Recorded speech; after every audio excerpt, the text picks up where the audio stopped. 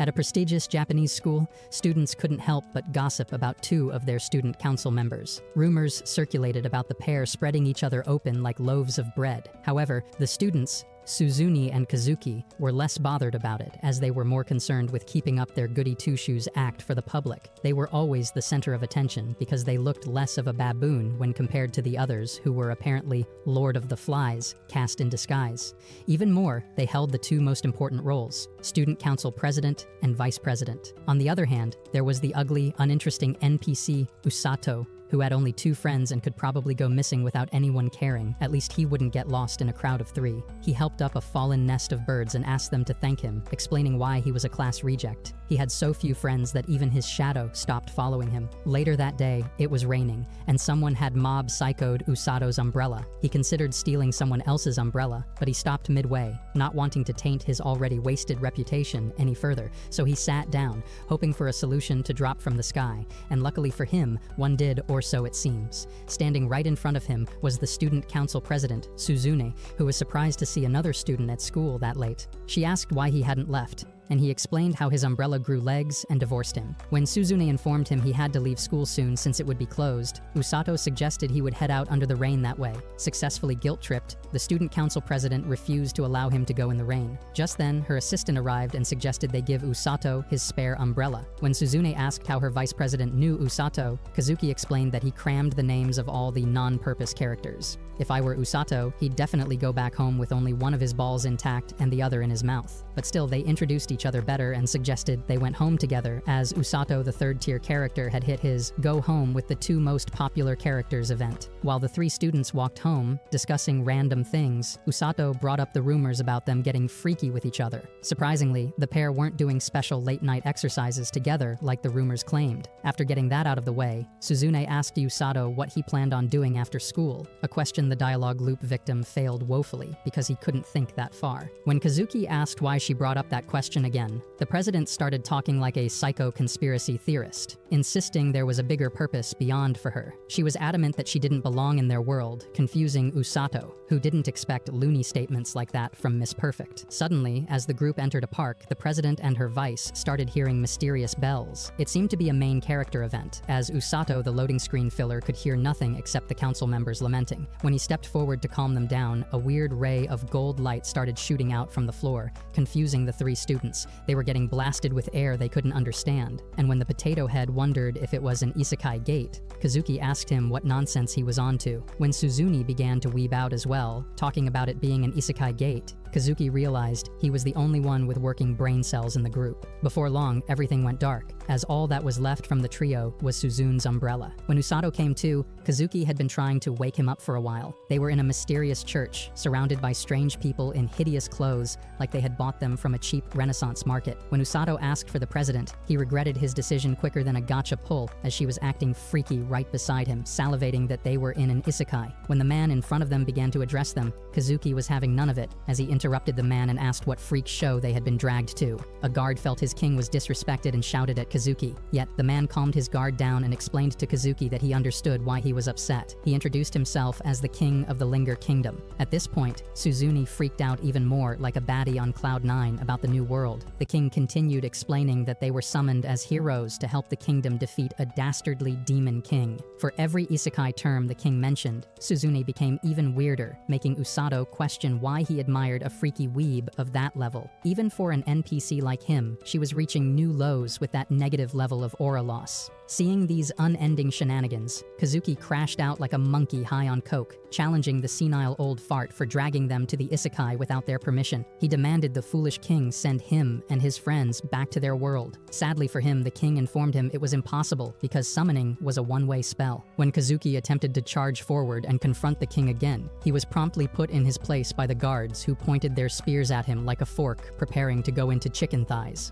As Usato tried to hold him back, the king, in the most surprising surprising twist, stepped up to the group and fell to the floor like your exhausted joystick, apologizing for stupidly dragging them in and promising to send them back as soon as they knew how to. When Suzune asked how they knew the trio were heroes, the mage informed them that hearing the bells confirmed they were the chosen heroes. After this update about the bells, Kazuki remembered Usato couldn't hear them at all. They realized his dumbass was just dragged into the fray for no reason, making the king and his followers look even more stupid. Moments later, the group were taken to a room with a crystal ball where they would test out their magic. When Kazuki asked Usato how he was feeling, knowing he was just a victim of the kingdom's idiocy, the side quest Reject informed his friend he was totally fine knowing he was just dead weight. While the two had their discussion, Suzune was busy getting freaked out about the crystal, like a psychopath weeb. When the mage informed them it was ready to assess their magic, Suzune rushed forward and checked out hers first. After she placed her hands on the ball, it began to glow with a yellow light, confirming Suzune had the power of lightning magic. When Kazuki tested for his own magic,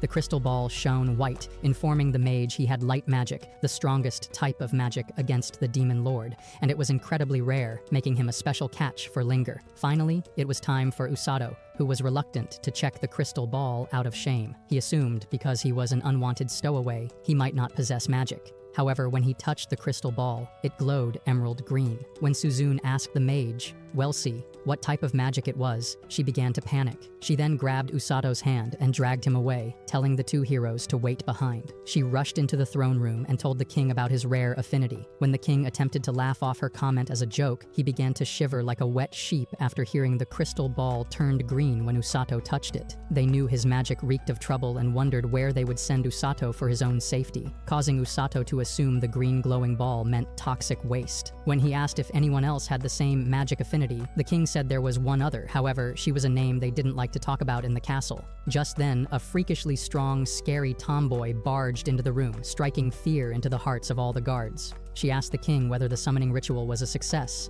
and the old man, who was almost peeing his pants, stuttered, informing her it went well. When the brute lady saw Usato, she asked if he was one of the heroes, a question the king denied quicker than lightning with Wi-Fi. He explained that Usato was just a victim of their crappy ritual, who had no magic at all. When Welsi offered to take Rose, the tomboy, to see the actual heroes, the brute was ready to leave the throne room, until Usato, who couldn't keep his stupid mouth shut, spilled the tea and asked what his green ball meant. Rose was instantly stopped in her tracks like someone who heard a very top secret. Before you could say isekai, Welsi cast a spell to transport Usato away from the castle, but Rose was as monstrous as she looked, chasing after the magical ball carrying Usato and catching up to him. She destroyed the magical ball and grabbed him like my niece's Winnie the Pooh teddy bear, informing the king that he would be in her care from then on. Later in the castle, Welsi informed the heroes that Usato had been taken away. When they asked if he was in danger, Welsi was reluctant to answer, as Rose was an unpredictable loose cannon who was capable of breaking anyone under her wing.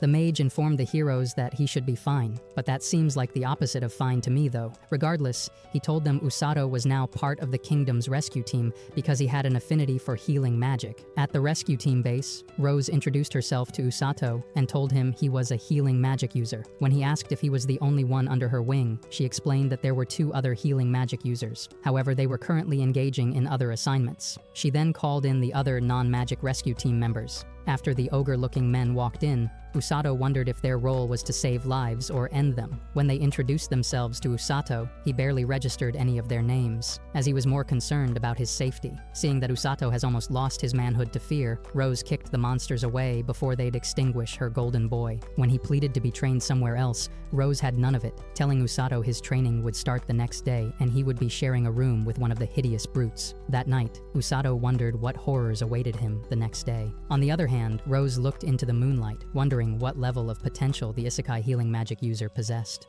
The next day, Usato woke up and confirmed it wasn't actually a trashy nightmare, as he had actually been isekai'd to a new world. He was snapped out of his thoughts by the disturbing, broken generator-like sounds his roommate, Tong, was making while asleep. Just then, another one of the ogre-looking rescue team members informed him he had guests. It was the 2 heroes, Suzune and Kazuki, who had come to check up on their plot-proof entity friend. When they asked how he was doing, Usato struggled to tell them he was fine because he knew nothing but the wrath of his new tomboy master awaited him in training. His His friends were worried after hearing him mumble about hellish training, but after he assured them he would be fine, they became calm. They then switched to other conversations, as Usato asked how the heroes were doing in their new isekai. He complimented their superhero-looking suits in comparison to the rags he was forced to wear as a rescue team member, while the heroes chatted with their level 1 forever friend. The knight who was tasked with escorting them had been surrounded by the other creepy members of the rescue team. Before long, the otherworlders were done with their chat, and the heroes were escorted back to the castle.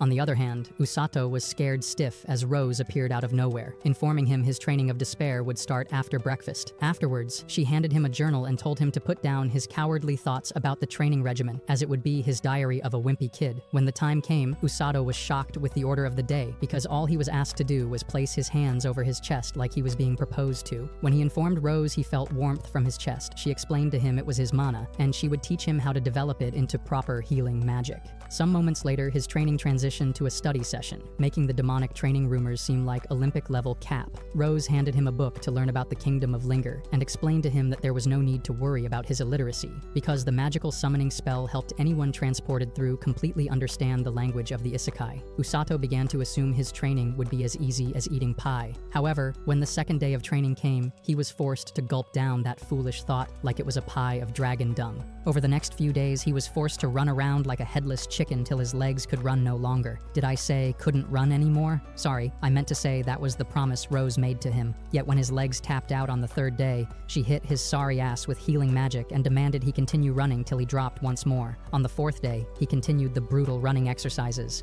but this time he was doing it with the hideous monsters he had as teammates in the rescue group. They ran laps around him and teased him for being slower than a slug with weights on.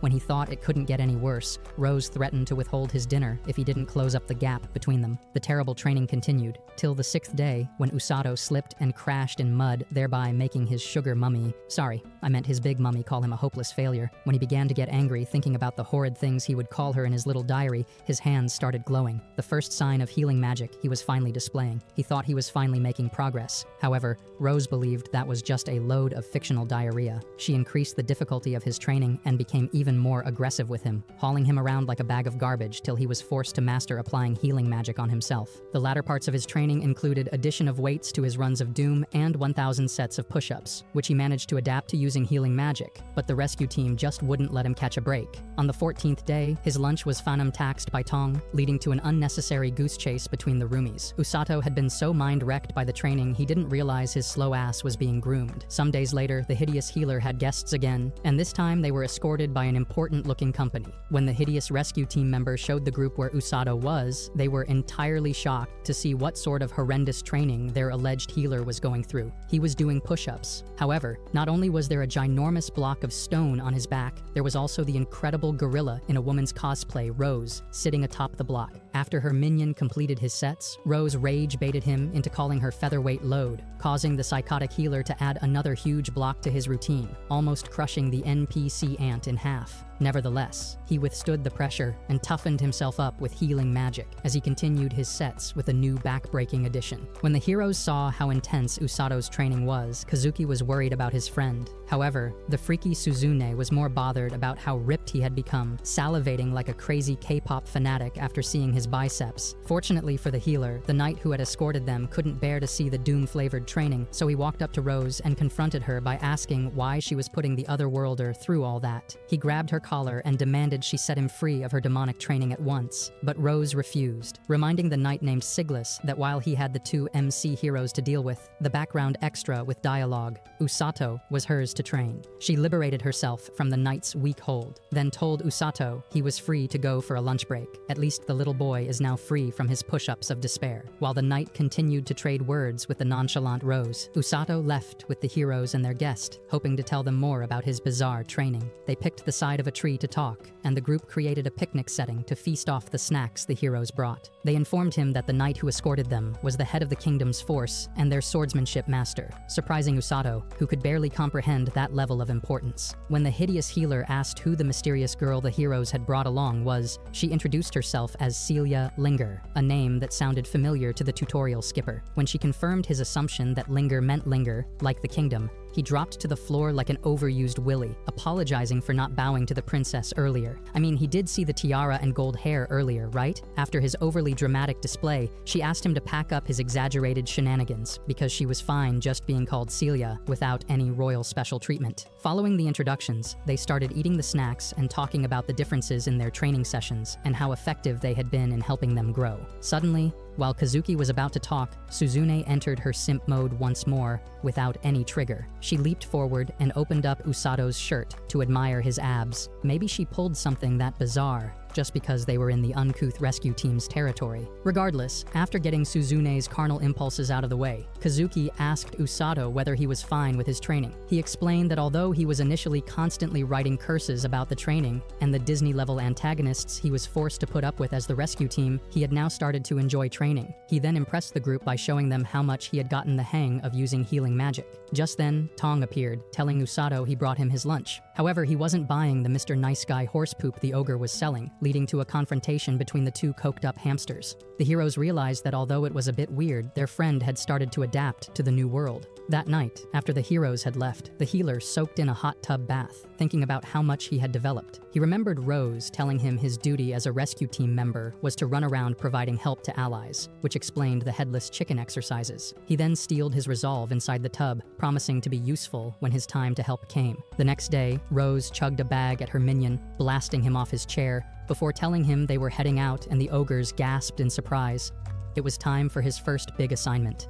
They left the kingdom walls and walked to a cliff, where Rose showed her useless student the darkness of Linger Forest. Suddenly, Rose told Usato he would be going in to capture and kill a grand grizzly. Before he could think isekai and complain excessively, Rose grabbed him like a rag doll and flinged him into the forest, setting him up for his first grand adventure. After being flung into the terrifying forest, the healer managed to cushion his fall by coating his body in healing magic like it was some kind of Dragon Ball ki. When he got up and recovered, he convinced himself that defeating a grand grizzly would be as simple as getting ignored by the Tens at his old school. However, when fate decided to test out that assumption, his cowardly ass couldn't handle the smoke as he ran away with anime protagonist speed. After running away from his assignment for a while, he decided to face the monster head-on, believing there was no way it would be half as strong as Rose. But yet again, the universe decides to balance up his theories by adding 2 more bears to the equation, forcing the healer to continue his Olympic relay race. When Usato heard a waterfall nearby, he increased his pace and leaped into it like Tom Cruise from Mission Impossible. Upon seeing their prey had fish-dipped into the river, the bears left, giving the healer what could be at least a few more hours or days before they'd send him to his great-grandmama. A few hours later, he set up camp in a tree and dried his clothes, thankful that he had survived his encounter with the death beasts. While he cleared his bag and brought out stale bread to eat, he cussed Rose for putting him through the worst moments of his life. Other characters had harems, feasts, and funny adventures in their isekai, yet he was stuck with a lunatic boss, mentally fried colleagues, and hunting unfaithful bears in his. Subsequent to finishing his daily ration of food, he marked the tree he slept on to record his first night in the forest. The next day, he scouted his surroundings, looking for the Grand Grizzly's caves. He ran around, jumping from bush to bush like low-budget ninjas. Eventually, he came across an injured dark rabbit who could barely hop.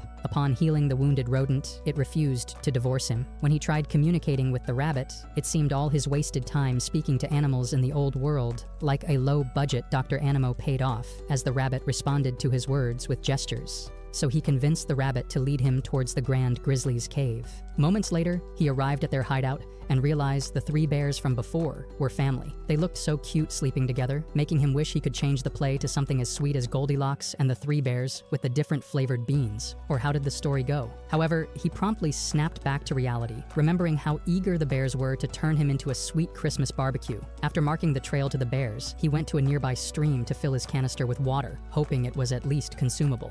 Unfortunately for his dumbass, it wasn't, and it ended up giving him a sickening stomach issue. He managed to survive by healing himself with his magic and getting a better water supply from his new friend, the Black Bunny. Suddenly, the bunny began to shake out of fear, surprising Usato, who noticed the bunny wasn't scared of the death bears. He wondered what level of monster could actually faze his companion. When he saw the monster in question, he was paralyzed with fear, making it clear just how hideously frightening the monster was. It was a large white serpent, which looked like it had just spawned from hell. After the design design error left the scene. The scared healer could finally breathe, hoping he had nothing to do with that hell-made accident. He spent the next few days behaving like a tsundere while debating himself on whether or not it was time to go after the death bears. When he finally convinced himself he was ready, he was stupidly manipulated otherwise yet again, this time by his rabbit companion. Finally, the next day, he was ready, and he set after the grizzly bears from hell. But yet, in a surprising twist, the bears had been massacred before he got there, leaving nothing but bare rug material for him to go after. When he checked the scars, he realized it was the work of the evil serpent he saw nights before. Just then, the bear's cub crawled out from under the rubble it had been buried in. It was distraught to see its parents brutally turned into unappealing kebabs, causing the young death bear to wail out in pain. Even though no one asked, the dumb healer declared that he would avenge the bear and go after the murderer of its parents. Meanwhile, the heroes had gone to the rescue team base to check up on their friend. After Tong informed them he had been out for 10 days with Rose, Kazuki began to worry, but he was instantly comforted when Suzune reminded him Usato had been training with the ogres in human disguises called the rescue team. For the next few hours, he entered a training montage where he sharpened a wooden spike like a caveman and prepared to go into battle. After convincing the bunny to lead him towards the monster against its will, they spent hours going from tree to tree, till eventually they encountered the reptile. It was battling the cub it orphaned and about to send the hopeless bear to meet its parents, but Usato wouldn't let that happen as he went after the slithering maniac as well. He reminded himself there was no creature more horrifying than Rose and charged into the snake, slashing its eye with his spear. His inexperience in battle became obvious faster than a roadrunner on steroids as he was flung away after his attack. The serpent came after him in return and crashed into a tree,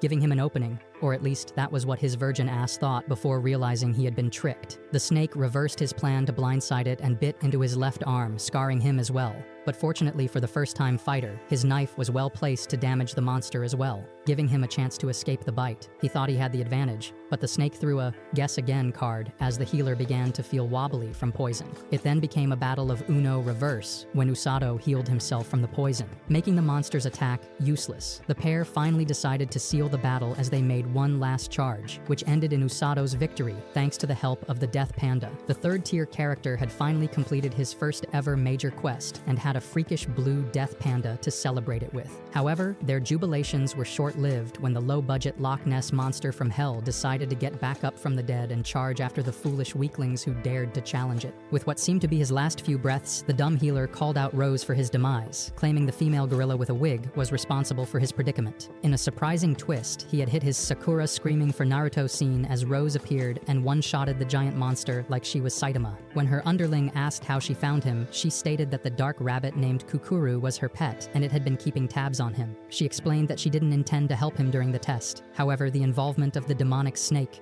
who had once escaped from Siglis, forced her hand. They then talked about how lucky he was to tame the little death bear, a skill many knights lacked. She decided that since he passed, she would carry him and the bear back to the kingdom. Everything seemed to be going right for the hideous healer, but after Rose reminded him a certain master of his looked like a gorilla in a wig, he realized just how cooked he was in the coming training. When they got to the cliff, Rose surprisingly began to open up to the non-purpose character. She explained that he would be her right-hand man because unlike the other two healing magic users, he had guts and couldn't stand to lose, a trait meant only for a leader. Meanwhile, in the demonic side of the isekai, the demon lord decided it was time to move. He called out his Gaiat general and told her to prepare for war. After Rose informed Usato trouble was bound to come, he instantly understood she meant a war was coming. As if that wasn't abrupt enough, he was also told his weak, skinny self would be part of the vanguard pushing forward with Rose, causing him to question his diabolical training. Back in Satan's backyard, Commander Dairy Tanks gave a status report to the hideous demon lord. She explained that all the warriors were ready for battle, so the demon king gave his blessings and granted her control over the mission. After she left the throne room, she took a deep breath, because she struggled to breathe in the room filled with the demon lord's awful stench. When the demon doctor saw her,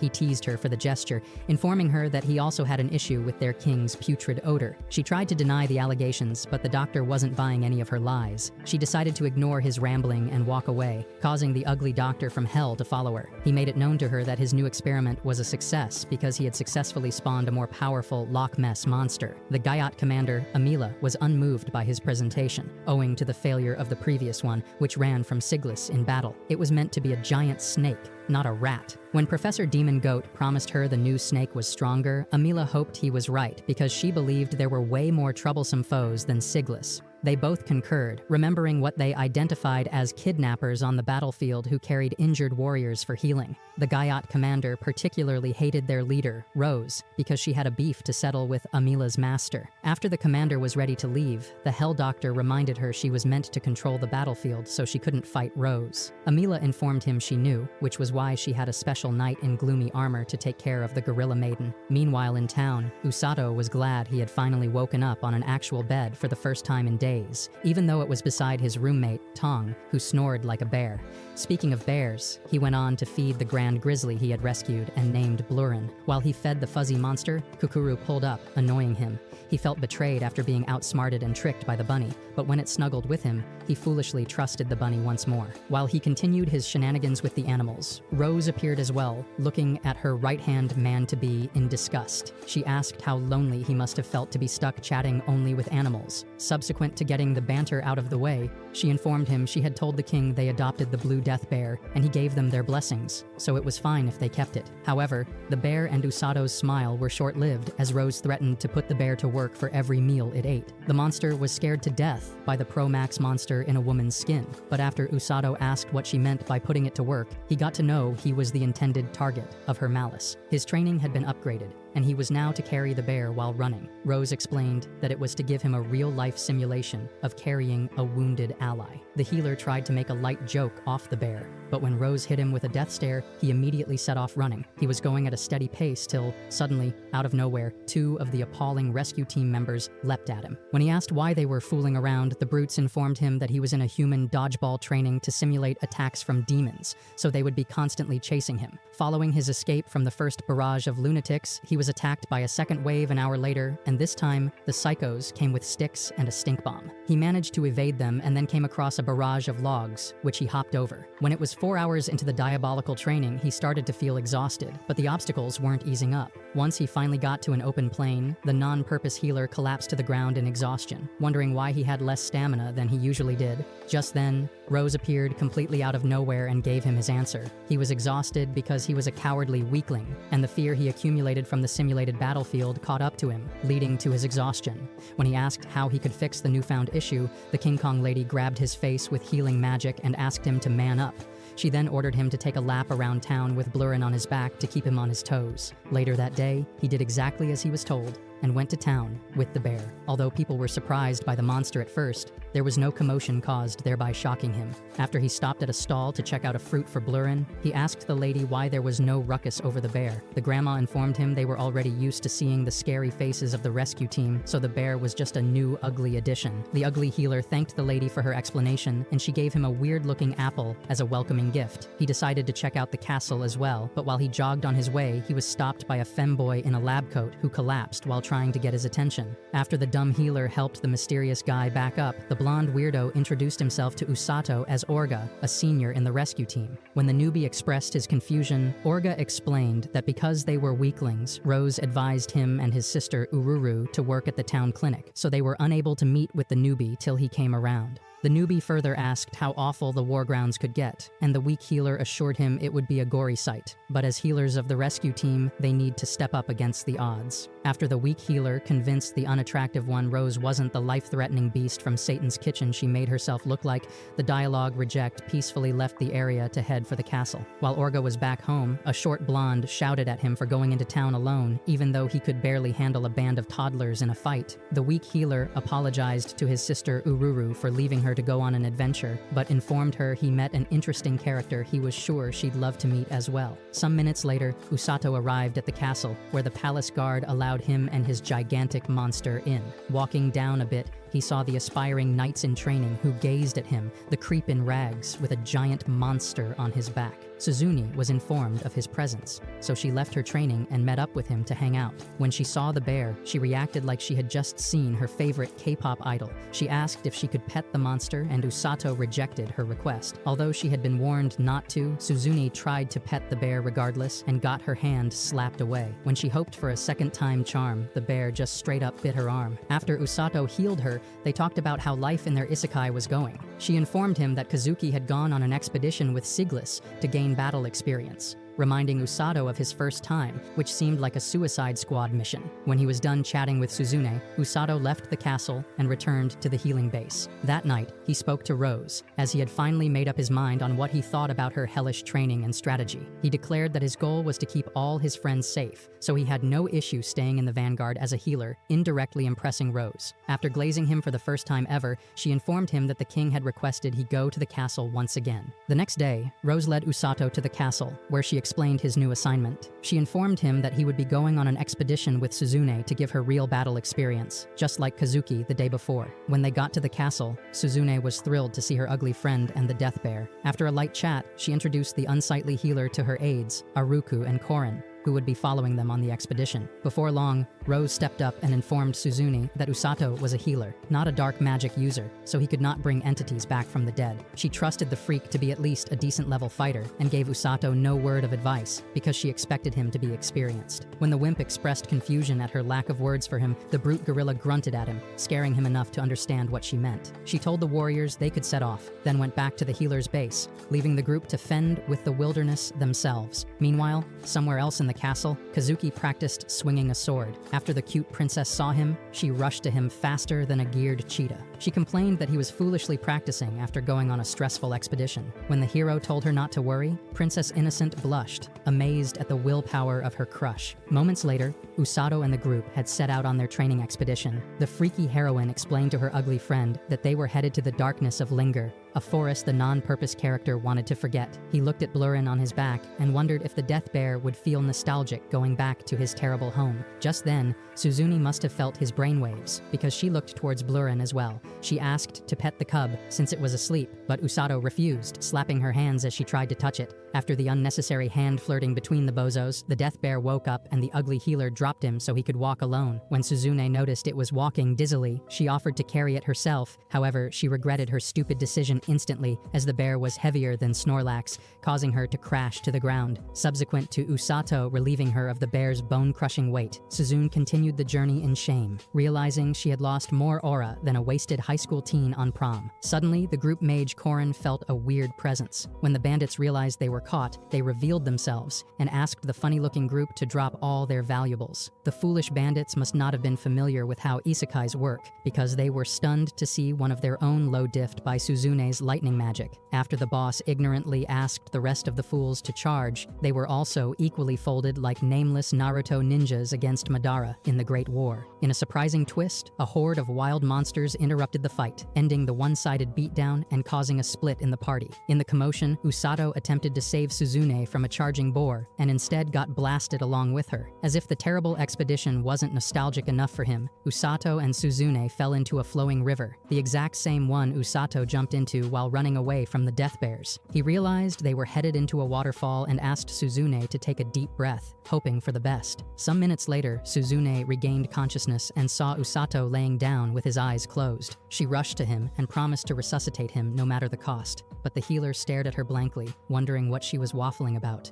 Upon noticing the ugly healer wasn't drowned, Suzune felt ashamed again from her lack of discretion. He was the one who saved her and dragged her to shore before resting because she wouldn't wake up. The pair looked at their equipment and leftover food to assess their situation and decided they would be fine for a night before heading home the next day. With their conclusion, Usato requested they sleep in a tree, but Suzune was reluctant to follow, causing the healer to assume she used to be a shut-in. He then changed the offer to a cave, which the freaky heroine had no issue with, so they had a change of clothes, then decided to switch the expedition to a camping trip, as the non-purpose character aimed to use the heroine as a multi-purpose tool. He started off by using her electricity to catch fish, then her fire starter skill to get the fish cooked in the cave. Now, when it was time for Usato to dry himself up, Suzune sat in a corner, but she didn't pass up the chance to take a look at the healer's physique, fawning over him like a K-pop fangirl. Just then, she noticed some weird eyes looking at them. When she went over to check, she noticed it was a troop of extra ugly monkeys going from tree to tree. Usato recognized them as poisonous monkey rats, and although he warned the isekai freak not to touch them,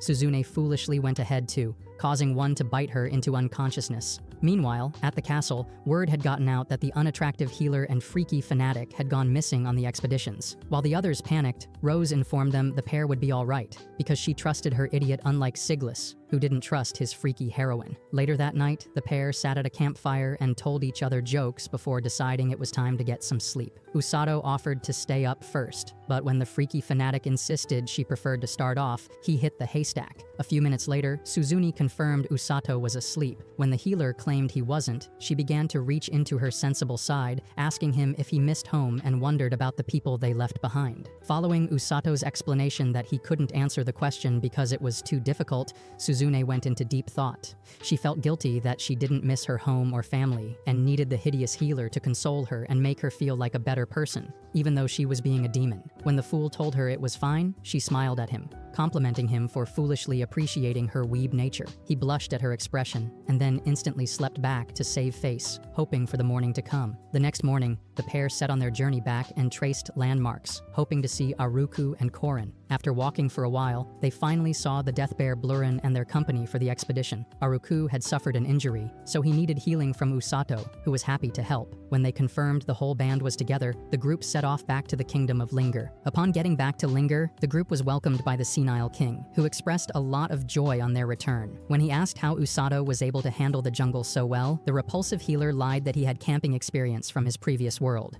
He knew that the king would be upset to learn Rose had sent him on a suicide mission in his short stay, and was equally aware Rose would kill him if he slipped up. Rose gave an affirming nod because he read the room right, and then the pair were sent out of the throne room so the adults could have an important conversation. While they walked away from the room, Usato asked Suzune if she noticed how tense the room was. When she asked whether he was referring to the minister's weird look as they were about to commence the meeting, he affirmed. They discussed the endless possibilities, and Usato ended the conversation by making a joke about the heroes being fired. The probability was laughed off because the pair knew the kingdom didn't have it in them to get better heroes. Suddenly, Mr. Perfect and Princess Innocent appeared, chasing after their friends. Kazuki expressed his worries about the pair getting lost on their expedition, with Celia supporting him by informing them he was ready to charge into the forest for them. After the pair laughed at his conviction, they decided to move their meeting somewhere else. They went to an open space and talked about their experiences in the different expeditions. When Usato mentioned how weird it was staying all night alone with a girl, Mr. Perfect couldn't understand what he meant. Usato instantly realized his friend wasn't a rotten egg like himself, and Suzune then advised Kazuki to keep away from the freaky fanatic to remain pure. Some moments later, the healer and heroine split from the group because they both had other places to be. Kazuki and Celia, who were left together, began to talk about Mr. Perfect's relationship with his friends and how unique it was. The moment Celia threw in a little green light,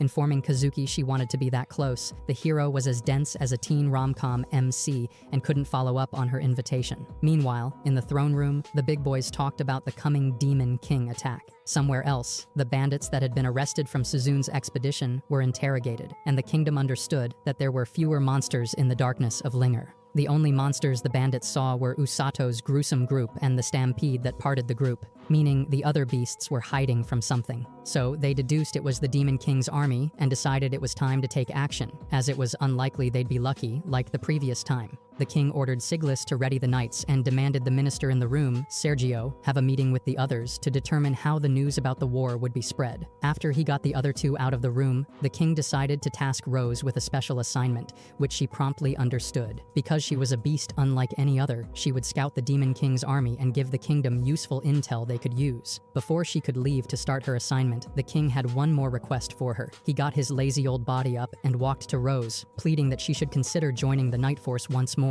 Surprisingly, the gorilla in a woman's skin refused, claiming she was a member of the rescue team. When the king asked her if it was because of her trauma, green-haired Tarzan began to fume, claiming that it was nothing of the sort. She explained that she had gotten over the deaths of her old team and had her right eye taken as punishment for letting them die. She then went on to inform the king that she preferred the rescue team because she wanted subordinates who wouldn't die, unlike the wusses in the Night Force. The moment the king claimed it was impossible, she reminded him of her training cooked up in Satan's kitchen and how she had bred tough warriors. She knew Usato was the one to break the barrier and become the ultimate hero she wanted, a fighter with the will and intuition to pull off the wrong way to use healing magic. That night, our MC received a letter from Rose and wondered where she was. While opening the letter, he asked one of the ogres in his group where Rose went. The facially wrecked rescue team chef did not know as well and told Usato it was probably nothing serious. Somewhere in the darkness of Linger, it was, in fact, something serious, because Commander Chest Cannons had led her army closer to the kingdom. She had a minor altercation with her subordinate, the Dark Knight, who looked like a demon in a cheap medieval costume. They exchanged words until the Dark Knight sarcastically apologized for disrespecting disrespecting his superior. The demon doctor, who witnessed their funny scuffle, walked up to the Gayat commander and reminded her that getting disrespected was part of the job, especially because she was working with the idiot species called demons. Just then, one of the demon soldiers noticed a spy and informed the commander. Amila's response was nonchalant, because she believed they would get to the kingdom before the humans could react to the spy's information. However, she was promptly made aware that it was not just any spy who came after them,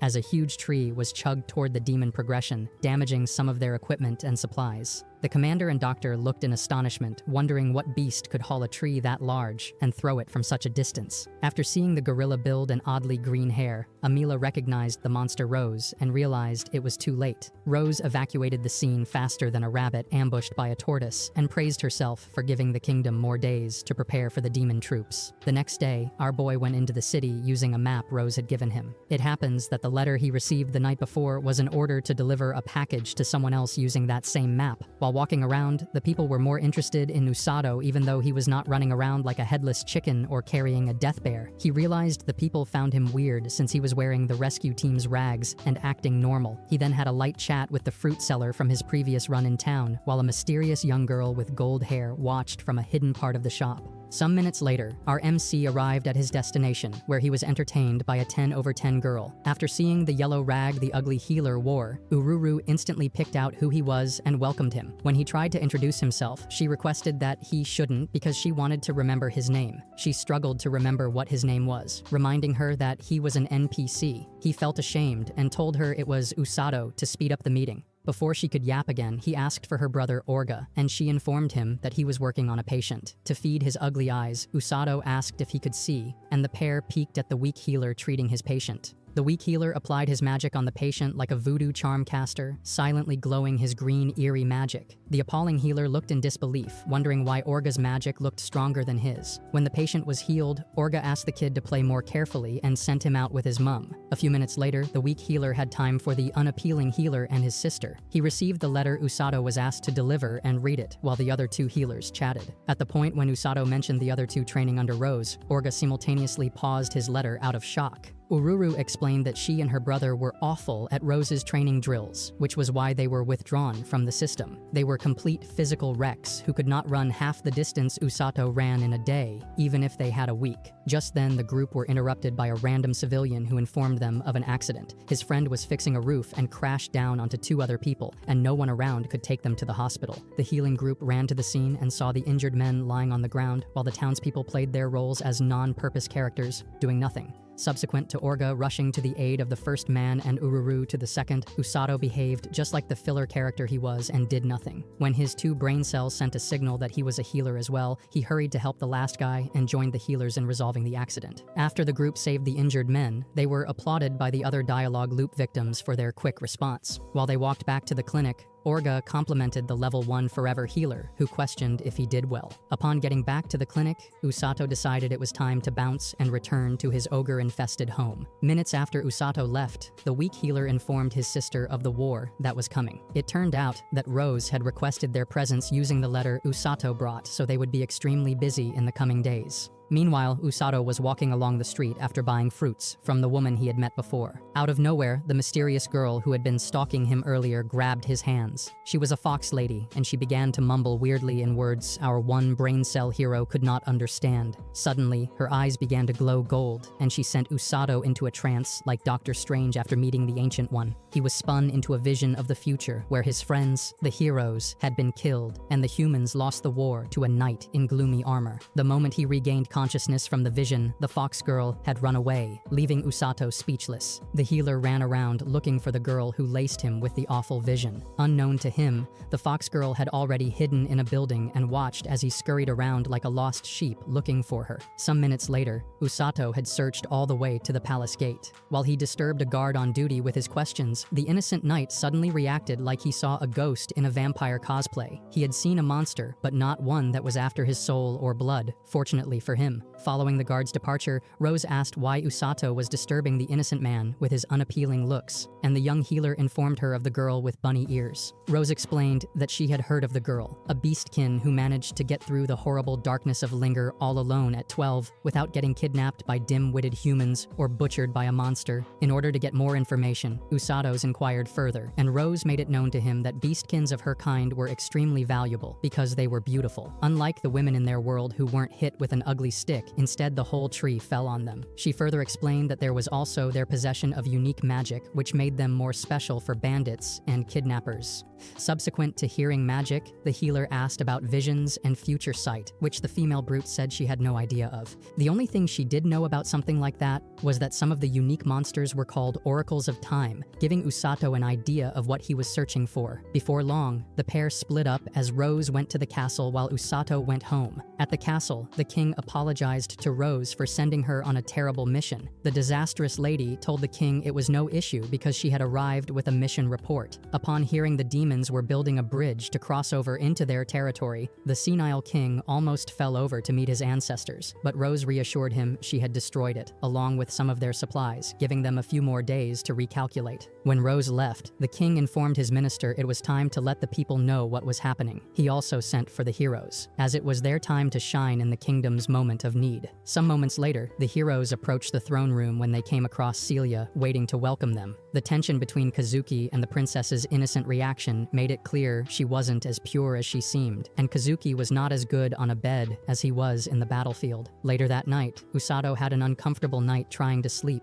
He remembered the horrible vision and the mumbles from the fox girl, which made it seem like he was the only one who could change the future. While he paced around in confusion, the healer saw a weird light from outside. When he checked the window, he noticed Kazuki outside, eager to have a meeting about something important. Later on, the healer joined Mr. Perfect for a chat under the stars. They talked about how they had adapted to the isekai and how weird both their journeys had been. When Kazuki felt comfortable enough, he admitted that he visited because he was feeling scared of the coming war. Mr. Perfect was shook by the idea of fighting against monsters and defending the city, so he ran away from the castle after he was informed of his duties. He remembered the expedition and how easy it seemed, but when it was put in the perspective of a war, he realized he was as useful as a background character in Chainsaw Man. Seeing his dilemma, Usato comforted Mr. Perfect by glazing him. He reminded Kazuki that he was now a hero and the coolest guy he knew. Kazuki was surprised his friend was composed, so he asked what the small man thought about the war. Usato explained that he was dedicated to getting to the front lines and fighting the war, but Mr. Perfect reminded him he was a slip-up who shouldn't even have been isekai'd. Although he was just reminded how unwanted he was, Usato was unwavering, declaring that he would survive the war alongside Kazuki and win.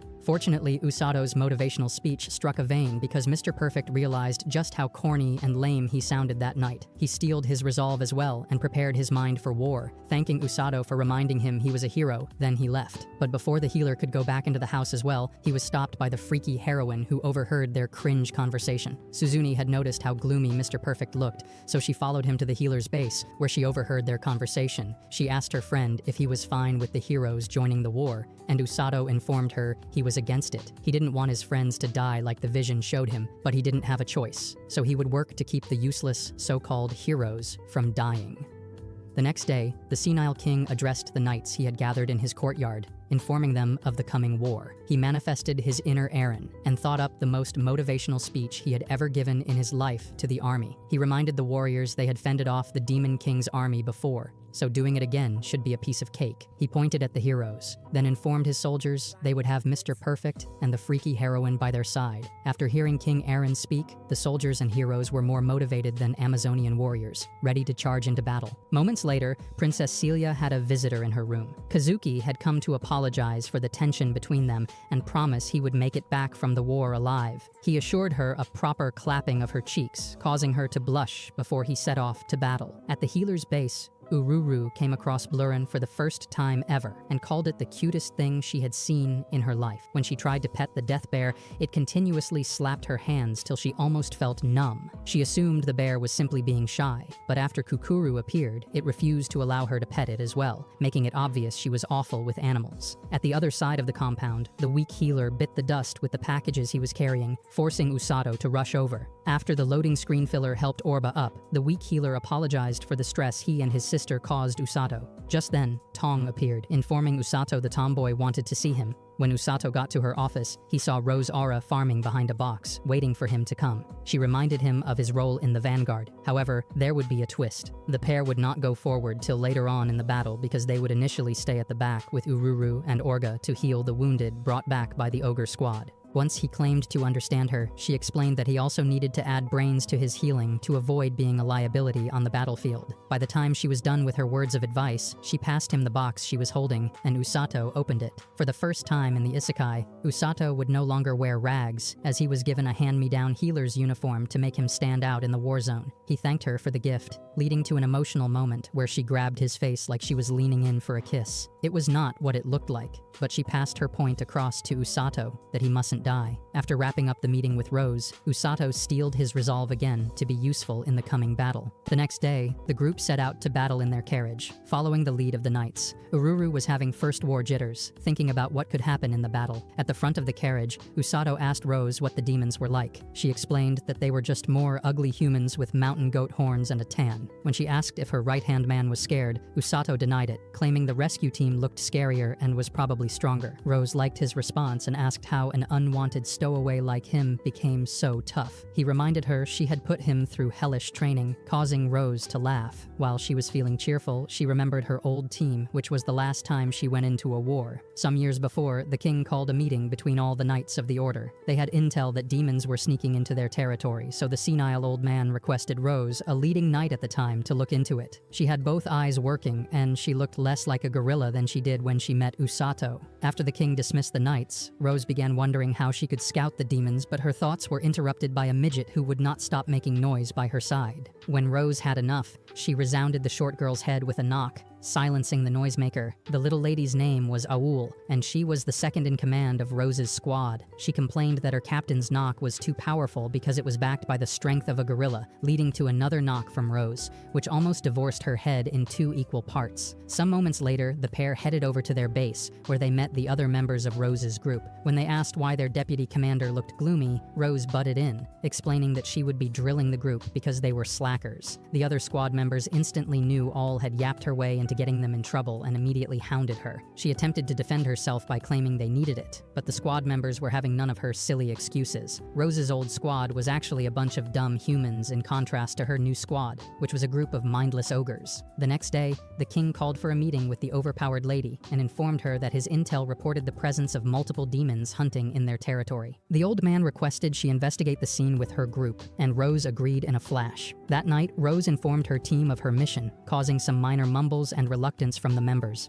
Nevertheless, they immediately changed their tunes after hearing Rose would be joining them in battle. They jubilated, talking about how they had nothing to worry about if Rose decided to heal them. They then prepared to set out in the morning as Rose gave her team a pep talk on how the mission was a simple recon task. The next day, the group set out in their armor and went through the forest of Linger. When it was dark, they set up camp and followed the instructions of Aul, the midget who also happened to be their deputy commander. She instructed them to take turns sleeping and watching the fire, and the warriors agreed to her basic plan. Some minutes later, while Rose was on fire watch, she told Aul she was aware the midget was not sleeping. When the deputy got up, she asked why Rose picked her over the others to be second in command. Rose laughed at her question and joked that she just felt like punishing the dwarf in her squad. After throwing in her joke, Rose became serious and told Aul that it was a job for someone, and she decided to choose the midget. It became a long conversation of Rose convincing Aul she deserved it, while Aul struggled to understand her arguments. At a point, the pair just let go of the conversation and decided to have a flashback on when they met. Upon seeing the monster named Rose for the first time, the midget wanted nothing to do with her at all, yet she was forced to battle the monster and was utterly humiliated in the fight. Aul laughed after remembering the story and appreciated Rose as a commander over a rival.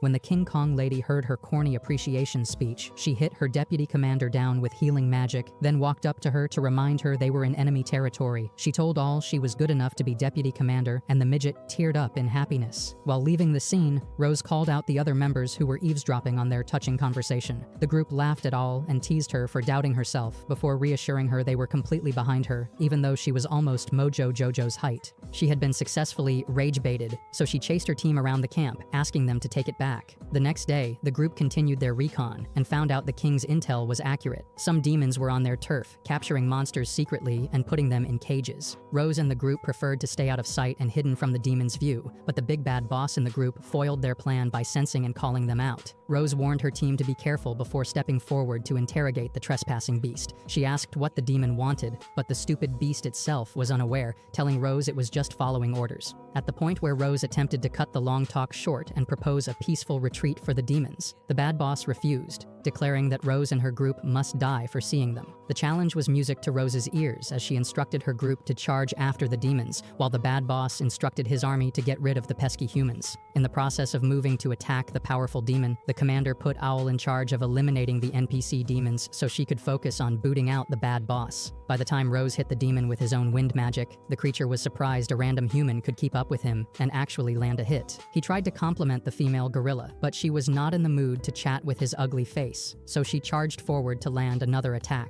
After the demon spammed multiple wind attacks that simply felled trees, Rose showed why there were rumors of her being a gorilla beast hybrid. She grabbed entire trees with her arm and threw them towards the demon like she was the beast titan flinging random stuff at the Great Wall in Attack on Titan. She thought she had hit a perfect bullseye on the creep with her sixth fling, but the monster charged up like a Dragon Ball character and destroyed the tree that landed on him with his wind magic. The fierce battle continued as the monster attempted to cover Rose in slicing wind magic, but Rose easily escaped his trap by healing herself and walking through it, surprising the demon once again. He had finally seen the peak of humanity, a woman with a gorilla build, so he decided to take it to the next step. He introduced himself to Rose as Nero and promised to give her an honorable death for being so strong. He then summoned a sword that looked like it was born during a glitch in the Matrix and told the Shikong it was time to say goodbye. Rose called his talk unicorn fable, then charged at the demon, who charged back with his design error sword. On the other side of the battlefield, the clash raged on, but the humans had an edge over the stinky demons. One of Rose's underlings could manipulate demons into thinking their whiners were small, so the warriors easily lost motivation. Rose was also putting on a pounding show for Nero, who was completely outmaneuvered by the tomboy.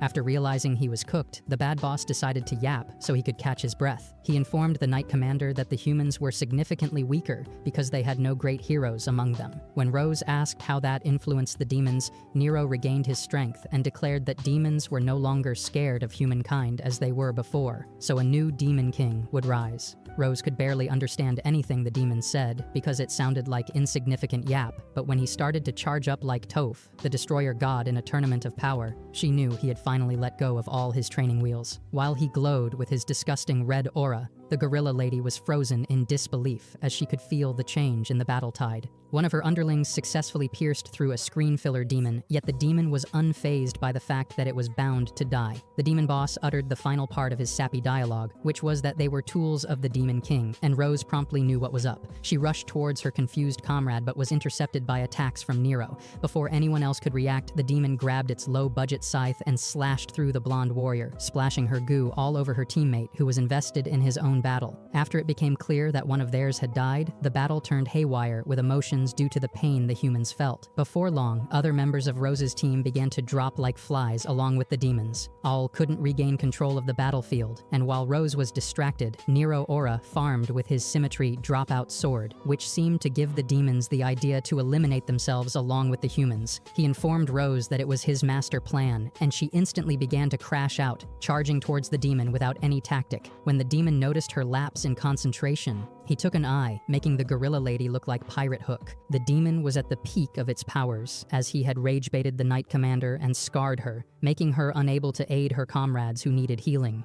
He hit her with another attack, rendering her unable to move as swiftly as she did before, and because she had lost an eye, her sense of distance was completely bonkers. She began to fade just like Rengoku after fighting Akaza, and Nero charged in to capitalize and claim his victory. However, when he fired his final attack, Owl, who had been a complete ghost in the battle, swooped in to take the hit, sacrificing herself for her captain. The instant Rose took a look at her deceased squad, she remembered the promises they had made to each other and how useless she had been as a commander in the battle. The moment the demon attempted to eliminate her once again, she went from pirate gorilla to adult Gon, filling herself with resentment and hate. She called Nero a chronic yapper, grabbed his sword midair, then threw him a nasty punch, which dropped him to his knees. She then continuously punched him till he was blasted away, forcing him to attempt a retreat. But before he could run, she ensnared him and imitated that one Hulk and Loki scene, smashing him from ear to ear like the worthless piece of trash he was. She proceeded to chug him from place to place before landing a clean lunge to his stomach, which blasted him onto a tree. Before he could fall, she pinned him down with his own sword out of rage and prepared to give him another round of whooping. The injuries she had suffered began to kick in, slowing her momentum, and in that brief period, a younger female demon came out from hiding to help Nero escape.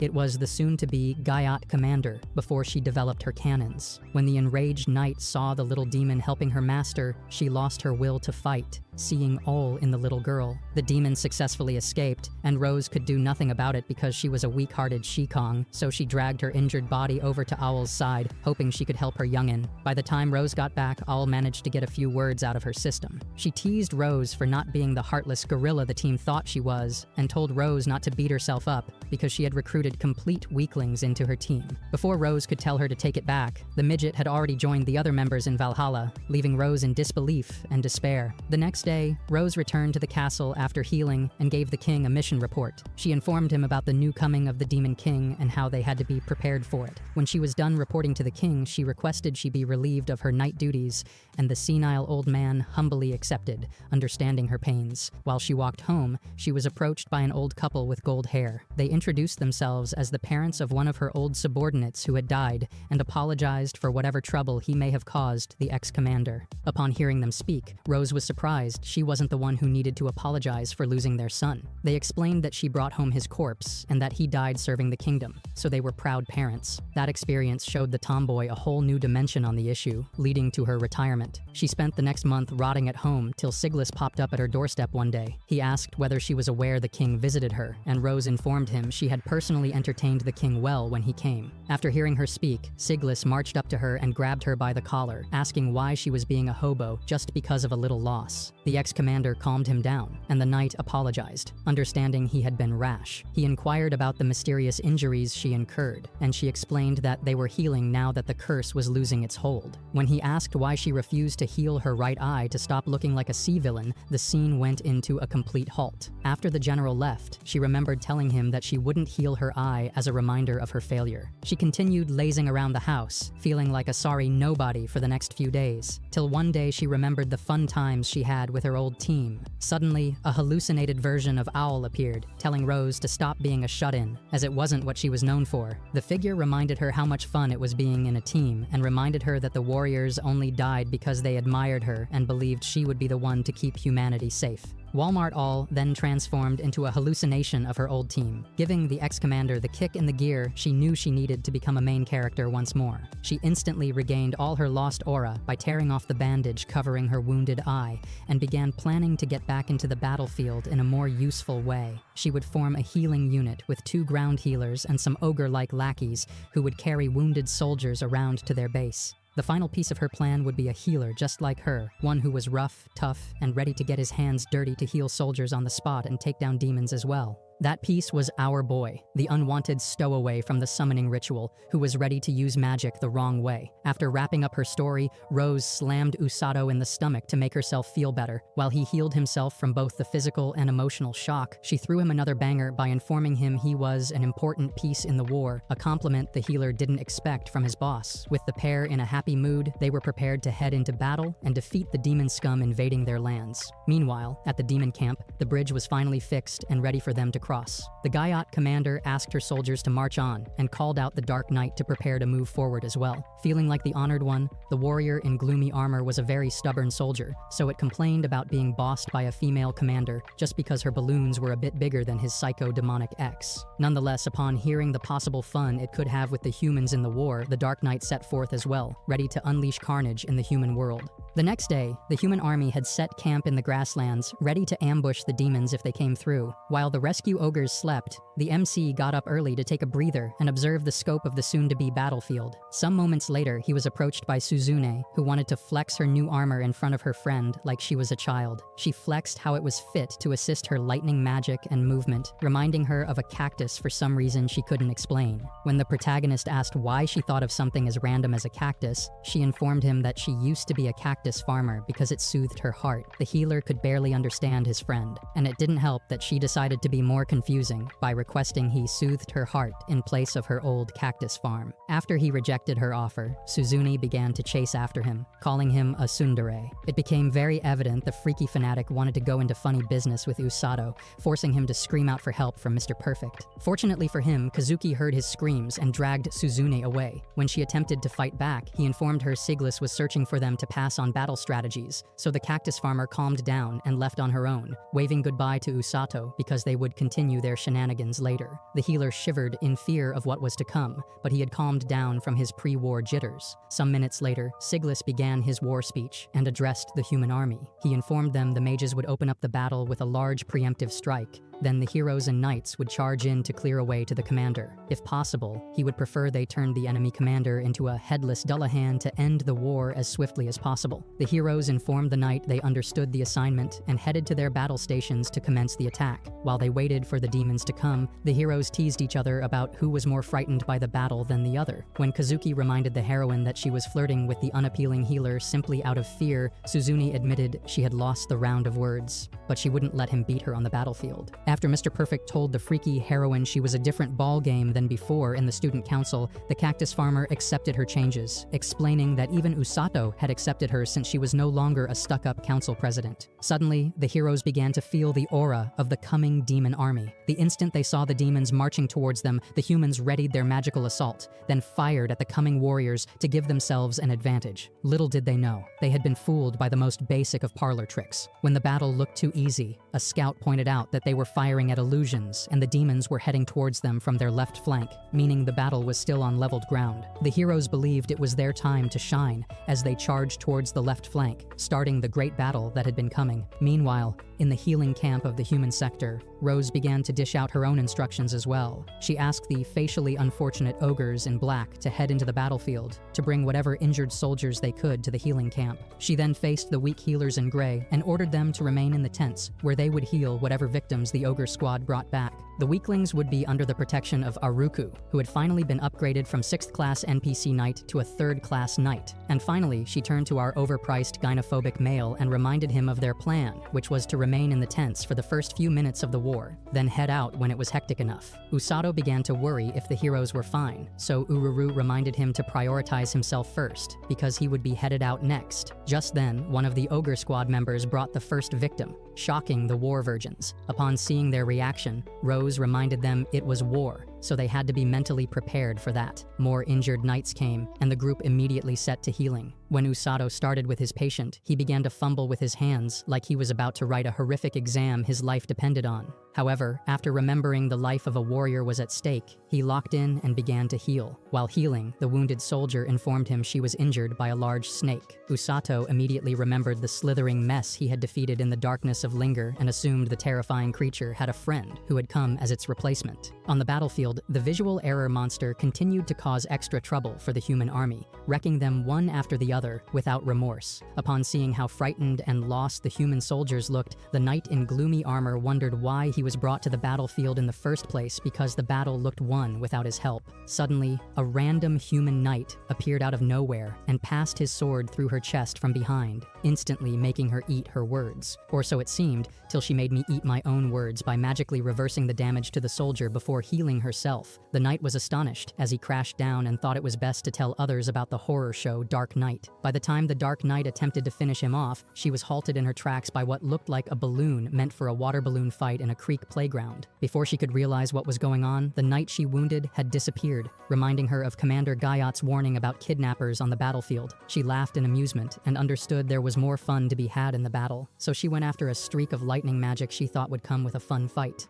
Finally, at the healing camp, it was time for the gorilla lady and her tutorial skipper sidekick to head into the battlefield. She confirmed Usato was ready, then gave the weak healers more instructions on how to properly handle the insane workload. She then reminded Aruku he was now on the big screen, so he had to protect the healers diligently to prevent his re-entitlement or coronation as a 6th-tier knight once again. After getting all her points through, the ex-commander launched into the battle with her right-hand man while explaining how their flow would be. She informed him their duty was to heal on-site and aura farm, but they would have to put a lot into it because allegedly a Dark Knight on the demon squad was out aura farming as well. Upon hearing Dark Knight, Usato remembered his horrible vision and hoped it wasn't coming to that. He stopped to get his heart out of his mouth, so Rose halted as well and decided to give him another word of advice. She confirmed he was too much of a wimp to kill an opposition army member and teased him for remaining true to the "I won't kill anyone because I'm a healer" gimmick. She then grabbed his head and rubbed it like he was a pet dog to tell him of a secret non-killing move she had. After hearing Rose, the healer smiled, thinking the move was designed just for him. He thanked the tomboy for her help, then set into battle once more with his renewed will intact. He saw multiple dead bodies but didn't let them faze him because he knew what was up. And after seeing a soon-to-be eliminated soldier crawling on the battlefield, he grabbed the weakling and ran. While healing the knight, he was yet attacked by another demon soldier. However, the warrior couldn't land a hit due to Usato's well-bred retreating skills. Meanwhile, Rose was causing some trouble of her own, as she jumped from place to place carrying wounded soldiers, healing them,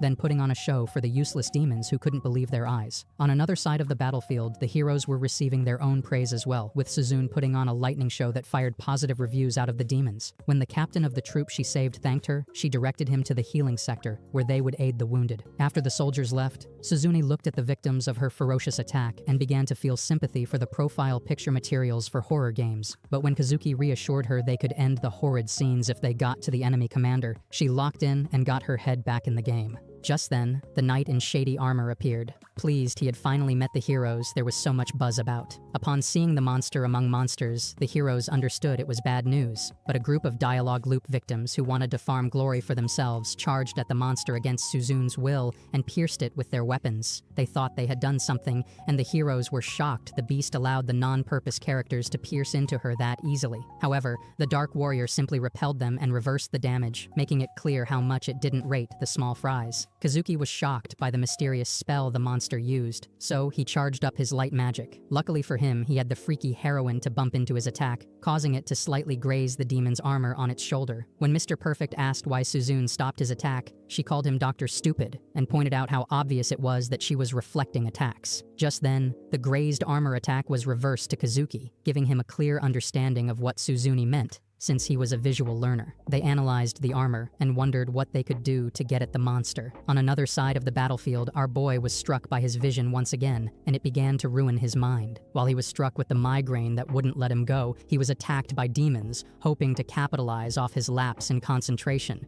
Fortunately for him, he was saved by one of the soldiers he had helped before, keeping him alive. He got the location of the heroes from the soldier, then ran forward, hoping he could get to them before they were laid waste to by the Dark Knight. Meanwhile, on the front lines, Suzune had thought up what she believed to be an A-lister plan that would help her bypass the demon's unbeatable defense. She got help from Mr. Perfect by convincing him they would get healed if they failed. They charged forward and launched an attack to the ground, obstructing the Dark Knight's sight and giving them openings to make little incursions around the knight's armor. Sadly, it was futile as their attacks were reflected, except one. It was an attack on the back, so the freaky heroine devised a plan to give the demon the backshots it deserved. She charged up her lightning like a Dragon Ball character and began to zoom around at the speed of lightning to stay out of the monster's sight. Mr. Perfect, on the other hand, became a great nightlight, a plan that seemed unimpressive to the demon because it looked like a flashy light show intended to blind him. However, for the second time, the demon would eat his own words as Suzune snuck behind it and pierced through its armor from the back, rendering it unable to talk and giving Kazuki an opening to strike from the front, eliminating it once and for all. Unfortunately for the heroes, I will be eating my own words again because it was a well-executed trap from the knight aimed at deceiving them into pulling that cool attack. The monster reversed both their attacks, knocking out the heroes as it aura farmed and explained his ability wasn't passive, so he tricked them into trying a backshot attack. With her attack reversed, Suzune began to see the lights fading, causing her to utter out "Usato" as her last words in desperation for help from her healer friend. After getting decimated by the wrath of the ruthless knight in shady armor, Suzune remembered the most special night of her life. She had finished her student council duties late at night along with Kazuki, so they decided to go home together. It was a rainy day, and Kazuki forgot his bag. Hence, she went downstairs alone, which was when it happened. She met a student who looked like a visual disaster piece and happened to click with her. That one interaction led to her fun-filled isekai, where she was no longer the unapproachable Suzune, but a freaky heroine. When the knights saw the dying heroes, they screamed out in disbelief. For the demons, the Dark Knight had secured their victory with those eliminations, so they began to jubilate. It was finally time for the warrior in gloomy armor to end the hero's adventure, but before he could land his strike, a Superman punch popped out of thin air and landed on the demon's ugly face. Usato had finally gotten his main character moment, and he made the most of it. He thought he hadn't made it to the heroes on time, yet Kazuki let out a weak cough, giving him a glimpse of hope. He rushed to his friends and started their healing, making sure that his horrible vision wouldn't come to pass. When Suzune regained consciousness, she was pleased to see the fixer still healing her and thanked him for saving her life. On the other side, the Dark Knight was actually a lady, and she was extremely furious that she had been cheap-shotted by the unappealing healer. She charged up like a raging bull and chased after Usato, who noticed her absurd movements and picked up the heroes before running away. On his path was a group of demons aiming to stop him, but he easily jumped over them, giving the human knights a chance to block them as well. While Usato ran, he had a conversation with the heroine. He informed her that Kazuki would wake up soon since his major wounds had been healed. She explained to him likewise that he had done the impossible by harming the Dark Knight and getting away with it. Suddenly, the Dark Knight threw her sword like a javelin at the retreating kidnapper, forcing him to halt. He lamented that her reflection was a cheat in the Matrix that shouldn't be allowed, but Suzune assured him that he'd be fine since he got away with punching her. After Suzune assured him he could win, the repugnant healer dropped the heroes and decided to square up with the annoyed knight. He coated himself in healing magic and charged at the monster, dodging armor attacks that were sent at him on the way. He deflected attacks easily and maneuvered his way to the Dark Knight. He landed a sucker punch with his right hand, then offered a main dish strong hook with his left hand, knocking the knight off her feet and filling her with even more rage than before. She began to spam more attacks from her armor, which Usato easily parried away, surprising Suzune, who was watching the epic fight. Around that time, Kazuki finally woke up from his nap and wondered why he wasn't in Isekai Valhalla. Suzune pointed to Usato handling the Dark Knight with ease, and it quickly became clear to Mr. Perfect what had happened. The healer was struck with an attack from the monster knight, yet it had no effect, even though it pierced through his glove. Usato could also easily attack the knight without worrying about a redirection. That was when it suddenly clicked to the heroes that Usato was coating himself in healing magic while fighting. Although it should have been healing his opponent, the weight of the force was too strong, meaning our boy was just a trashy healer. They watched their friend strut his pose as he had mastered the art of the wrong way to use healing magic. When the knight in gloomy armor was done with the healer's games, she began to crash out and throw a fit. She manipulated her sword size like she was Lionel from Thundercats and made it big enough to swipe out at least 500 soldiers at a go. The heroes warned Usato that she might have another magic trick up her sleeve, but the unappealing healer was still in his main character flow, so he told them not to worry. The forces of good and evil clashed with each other, creating a massive wave impact. However, when the lights were shining brightest and the fate of the Great Race War was hanging on the lines, our MC claimed the win as he smashed through the Thunder Sword and struck a massive hit to the demon's abdomen to defeat the Dark Knight. Before long, the warrior in gloomy armor was tied up like the victim she was, and Dr. Fixer continued to heal wounded soldiers in the area due to the retreating demons, who saw their strongest fall. Some of the knights began to glaze Usato for his work in the battle. They praised him for saving the heroes and defeating the Dark Knight, which forced other demons to run out of fear. When the glazing fighters dispersed, Suzune decided to praise her friend as well, teasing him for doubting himself before the battle started. After she asked how he thought of using healing magic as a boxing glove, Usato remembered Rose's words earlier in the day. She advised him to use healing magic to punch people since he didn't want to kill anyone, so it would simply be an attack that knocked the victims unconscious. While he continued to yap about his innovation, the freaky heroine felt awkward, thinking about how she was as useless as a background character in the deciding battle. Just then, Kazuki came back with a chance for redemption. He informed her the humongous serpent had reached the front lines, so the human forces needed their help. Before Dr. Fixer could follow the heroes, he was grabbed by Rose, who wanted to confirm the rumors of the heroics herself. She told him their duty on the battlefield was done, and they would be heading back to the healing camp, so Usato bid the heroes goodbye and ran back with his master. Meanwhile, the demon base was just informed they had lost their strongest warrior on the battlefield. Commander Gyat was completely devastated by the news and could barely understand what her informant told her. Upon asking whether the Dark Knight lost to the heroes, she was promptly put on high alert after finding out her best fighter was eliminated by a rescue team member who wasn't Rose. She weighed her losses, then informed the doctor from Hell that they would be retreating, so he needed to call back his disgusting snake. When the doctor asked why, she reminded him that Siglis had yet to join the battle, and she didn't want to fight herself, so it was an inevitable loss. The doctor wanted to call back his appalling pet, but just before he could, the heroes had already commenced their attack on it in an effort to wipe their slate clean of the embarrassing performance they had in the war. While the healers continued their work, Usato was yelled at by Tong, who had brought a new soldier. The two fools had their little bickering but locked in instantly when the patient expressed his need for help as soon as possible due to poison. Just then, they saw a big flash in the sky. The heroes had successfully defeated the overgrown earthworm, giving them back their lost aura points and sealing humanity's win over demonkind in the war. The healers continued their work, and Rose popped up with news that the enemy was retreating, confirming their win again. She took a good look at her boy and began to smile, complimenting him for his good work as a healer. Upon hearing Rose's words, the potato head remembered his entire run as a healer, right from when he ran around like a zombie on steroids to mindlessly going on the assignment to defeat a death bear. Finally, Rose had acknowledged him as a healer, and he could finally see himself as more than a tutorial-skipping NPC. He began to tear up like a kid, forcing the gorilla lady to cover his face with a hoodie. She told him she didn't want to sympathize with his gruesome face, so he needed to put on his big boy pants and stop acting like a baby. She then thanked him for coming back to her alive, unlike her first group. Before Usato could utter another word, he passed out in her arms because of all the carrying he had done as a warrior. The great demon versus human first battle was won by humanity, thanks to a group of unappealing rogues who knew the wrong way to use healing magic. Some days later, Usato narrated the post-war events to the uninterested Blurin. The kingdom held a celebratory party to thank the heroes for their commitment and hard work. But Usato, who wasn't used to being in the limelight, bottled it by acting goofy. His dumb look forced the captain to smack him with healing magic, which hurt him seriously. While telling his story, the unattractive healer noticed his death bear had become fatter in his absence. Just then, Goblin appeared, informing our MC that his presence was requested at the capital. Prior to leaving, he advised the healer to be careful when passing town because of funny circumstances. But the neat head didn't understand what he was on about. Arriving at the town, he was hit with a reality check, reminding him that he was no longer a simple map decoration. The townsfolk surrounded him like flies on stinky fish and bombarded him with multiple rumors and thanksgiving, leaving our boy astounded. On his left was a cantaloupe thanking him for saving his son, and on the right was a citizen asking him how cracking the freaky heroine felt. A few moments later, he had successfully escaped the annoying crowd and gotten to the palace to speak to the king. The senile old man thanked Dr. Fixer for his heroism once again, and praised him for not being a fraud like Kazuki. He then gave the unattractive healer a mission report on the Dark Knight he defeated,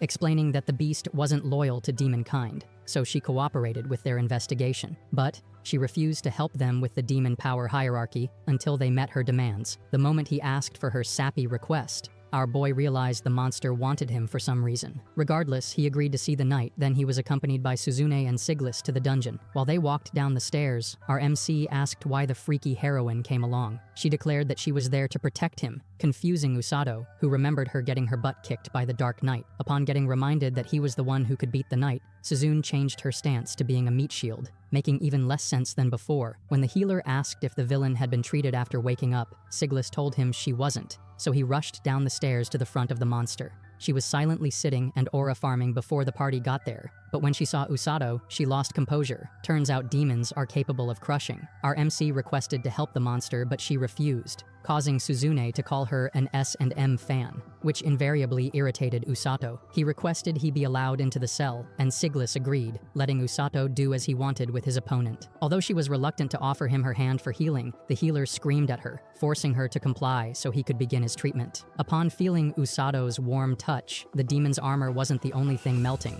but her heart, hurt as well. The healer put his hand on her face, making her feel emotions she never knew existed. When he was done, he requested she let go of his hand. However, she requested he leave it there for a little while longer, as he had not just healed her, but rizzed her up too. It is obvious she wants him to clap her cheeks hard. The next day, Yusa returned to his gruesome training with Rose. She decided it was best to change his regime because the old one was no longer as effective as she needed it to be. When he yapped about upgrading his magic, she made it known to him that it was beyond his measly abilities to do that so early. He thought it would be another set of physical enhancement exercises, but he was wrong once again. The tomboy decided to tease him with his training and gatekeep what he would be doing. Anxious Usato couldn't take the anticipation anymore, so she told him he would be learning how to dodge because not all wounds could be healed. Upon hearing that he would be dodging punches from Rose, the healer threw a fit, not wanting to die from one of the punches. The moment she heard he wanted to chicken out, she instantly grabbed his shirt and threw him across the open space. When he landed, she had already charged at him with a loaded punch, and in a flash,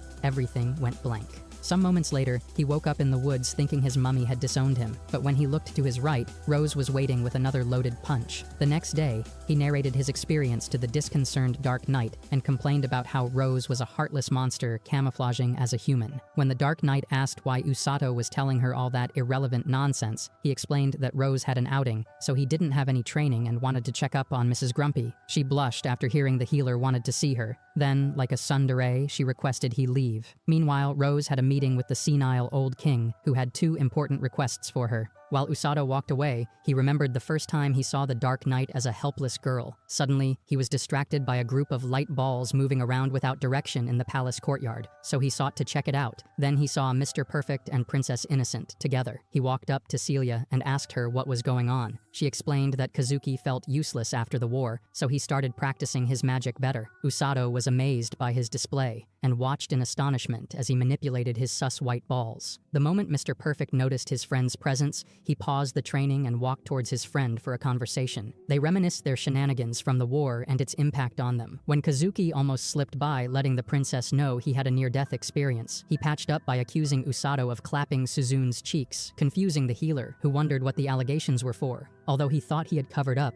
after Usato's departure, Celia stopped Kazuki from returning to training, asking what he intended to say. The hero was caught in the act, so he could do nothing but apologize to the princess. His friend, who was walking off, realized what had happened and laughed off his friend's stupid mistake. Meanwhile, in the dungeon, the Dark Knight continued her fantasies about Usato. When she heard footsteps coming her way, she assumed it was her crush and instantly prettied herself up. However, she was in for the surprise of her life, as her guest was the Queen Kong. Rose informed the demon that she had two choices from her. The first was to rot in prison, like the tomboy believed she deserved, and the second was to become a fallen demon. The Dark Knight was hesitant to answer, so Rose reminded her she didn't have a choice as she was a human captive. She then slammed the demon's head with healing magic to remind her just how powerless she was before Rose. The demon agreed to become a responsible individual, so Rose put on a mana-draining chain for the knight in gloomy armor, eradicating her protection and leaving her as a bare girl. When she attempted to complain, the gorilla lady landed a resounding hit that completely knocked the ex-demon out. While Usato was jogging with Blurren to burn the Death Panda's fat, Rose popped out from the sky and blasted him down, reminding him that he was meant to be on an off day. He cheekily expressed that he was feeling restless, so he went on a jog, but his words suddenly stopped flowing after seeing the package Rose was carrying. When he asked what it was, she showed him the Dark Knight without her armor, confusing Usato. Rose explained that she was his new roommate, as the king had handed the troublesome girl to them as an assignment. As the demon started regaining consciousness, she saw Usato in front of her and concluded her supposed nightmare could possibly become a good dream. That night after dinner, Usato popped up in Rose's office to give a mission report. He informed her that the Dark Knight had calmed down after entering a warm bath, and she was now asleep in her room. Upon the completion of Usato's report, the Queen Kong told him news she had for him. The senile old man had finally decided to form an alliance with other kingdoms, so he needed messengers to help him get missives to the other castles. He had chosen the two heroes and requested Rose convince the unattractive healer to go as well. Our boy realizes his hands are tied already, and he couldn't deny such a request from the king, so he assured his master he would go. The next day, he set into town to get supplies for his coming travels. After entertaining some shy fangirls who wanted to speak to him, Usato received an apology from a market man who constantly bugged him with rumors days before. While leaving the stall, he was approached by Suzune, who wanted to continue the funny business she started on the day of the war. However, Usato caught a glimpse of a girl he had been searching for. He rushed towards the site of the mysterious beastkin and grabbed her up like she was a lifeless teddy bear. The fox girl was completely unmoved by his show of power, and instead, Uno reversed the encounter by requesting Usato pay up for her services by healing her mother. Usato was shocked by the utterance of the fox girl and wondered what she meant. Although Suzune was trying to be an attention hog by making noise about the fox girl's beauty, she was completely ignored by the others as they decided it was best to move their meeting to a more secluded place for the safety of them both. Later that day, while the Dark Knight suffered in healing training with Rose and the Ogre Squad, Usato decided it was best to have his meeting with the Fox Girl in their home. The little beastkin introduced herself as Amako, a rare fox beastkin who snuck into their kingdom without the knowledge of her kind. While Usato and Suzune interrogated her, she revealed the entirety of her agenda. She left her village because her mother was sick and headed to Linger in search of a healer. Other humans had previously rejected her, and humanity was the only race with healers, leaving her mother, who wouldn't open her eyes, in jeopardy. When asked why she didn't go for Orga and Ururu, she explained that they were too weak for the journey, so she didn't even bother asking them. Turning to Rose, she was simply too scared to even try approaching the dangerous Shikong, and she had seen in a vision that only rejection awaited her. Usato understood her plea and assumed it was possible to help on his mission transporting missives for the king. He believed it was best to ask the king before trying that out, but for better assurance, he would first inform Rose. While leaving the room to get Rose's permission, Usato informed Amako she could scream out for help if the freaky heroine was moving funny. Some moments later, Rose heard the gist of things and was left in a crossbreed between shock and irritation. She asked why Usato didn't inform her of the beastkin earlier and told him it was best the king knew immediately. When Usato asked why, his master explained that oracles of time were extremely precious, even in the beastkin world, so keeping one in their kingdom without the king's knowledge could possibly start a war. She decided she would meet up with the king herself. However, she couldn't promise Usato he would be allowed to follow the fox girl to her lands. Immediately, our boy returned to the room. Amako had read the future and knew exactly what he was about to say. She thanked him for helping her, but Usato was reluctant to accept her gratitude because he felt he was indebted to her for her prediction that saved the heroes' lives. That night, while the rescue team ate like the forest monsters they looked like, the Dark Knight struggled to put a single crumb of bread in her mouth due to irritation. Nevertheless, when Usato came in and advised her to eat, she started to reconsider. She asked whether her new life, worse than hell, would continue forever, causing Usato to laugh as he could relate. He handed her a gift he believed could help, and when she opened it, she saw a diary. He explained that it helped him get over Rose's stressful antics, so he believed it would help the Dark Knight as well. After collecting the gift and blushing, the Dark Knight took a look at the meal set in front of her and decided to eat as well, hoping it would sustain her for the worse than demonic training to come. In her journal, she wrote about how awful the training was. She ran until her legs gave out, and when she did crash from overload, Rose would simply smack her with healing magic until she continued running or blast her away like a piece of paper. She had decided Usato was a monster, just like the rest of the rescue team, who had lost all of their humanity. One afternoon, while jogging with the group, she heard strange noises coming from the center of the forest, just like the days before. When she checked it out, she saw Usato take a deadly punch that was definitely Saitama level if checked by a jobless power scaler. She confirmed her assumptions that he was a higher level monster upon seeing him get up and was scared for her life, that eventually she would be in the same boat as the healer. Rose and Usato decided to try his dodging exercise again, and the Dark Knight was completely astonished to see Rose disappear while trying to land a punch on Usato. The surprises didn't end there because Usato dodged the punch, a feat she couldn't believe was possible. While Rose left, she told the Dark Knight to follow Usato's orders for the rest of her training, an order the troublesome demon could finally work with. Some minutes later, she stood under a tree where Usato lay down, and they talked about how disastrous an individual Rose was. The healer suddenly remembered he hadn't gotten the Dark Knight's name, so he asked her what it was. When she informed him it was Felm, she was dealt with an anticlimactic scene as Usato appreciated the name for a nanosecond, then turned his attention to his death bear, who appeared out of nowhere. She walked up to him and kicked him in the shin for being utterly dense, but because Usato barely felt a thing, he ignored her once again and began to jog with Blurren, upsetting Felm even more. She ran towards the pet and its owner, then outpaced them with rage, claiming she wouldn't allow herself to lose to a smelly bear. Later at night, she was completely exhausted, as reported by the healer, and she would require him to carry her food to her sometimes later. While they ate, one of the ogres made a joke about Usato being inhuman. When he redirected the joke by claiming he was more human than Rose, he realized all jokes came at a price, as a spoon approached him at the speed of light, piercing his face and entering into a nearby wall. After seeing the horrors their guerrilla leader was capable of, the ogres and unappealing healer began to apologize to each other, explaining that name-calling was a very bad thing to do. Some minutes later, Felm walked around the house in search of food. The instant she got to the dining room, she overheard Usato and Rose talking about his mission away from the kingdom. She was devastated that her crush would be leaving, so she set up a plan for the next day. On the other hand, Rose informed Usato that the king had made a decision on his appeal to help Amako, and they would need to visit him at the castle the next day. When the time came, Usato took Amako to the throne room, where they met up with the king. To the little foxkin's surprise, the king wasn't upset at her, but rather he appreciated her for helping Usato with the information that protected the heroes and kept the kingdom safe. He assured her Usato would return her home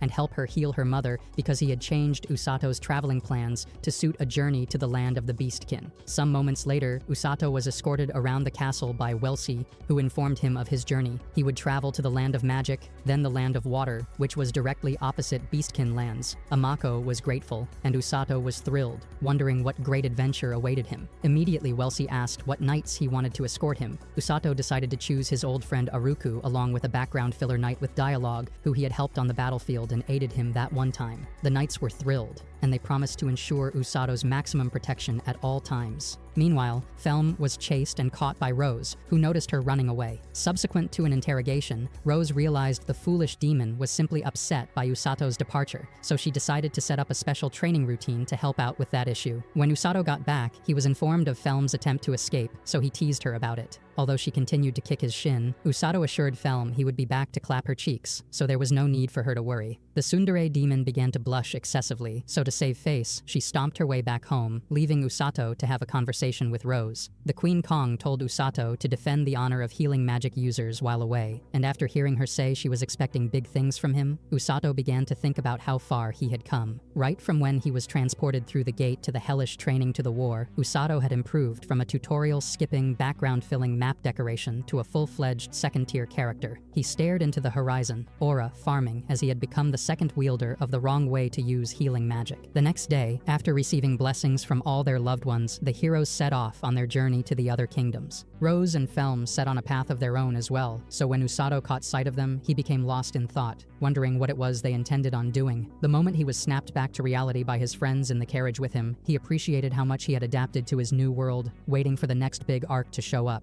If you've gotten to this point of the video, let's confuse the fake fans by commenting Loch Ness Monster. Also, don't forget to like and subscribe to our channel. See you guys next time. Stay Annie God.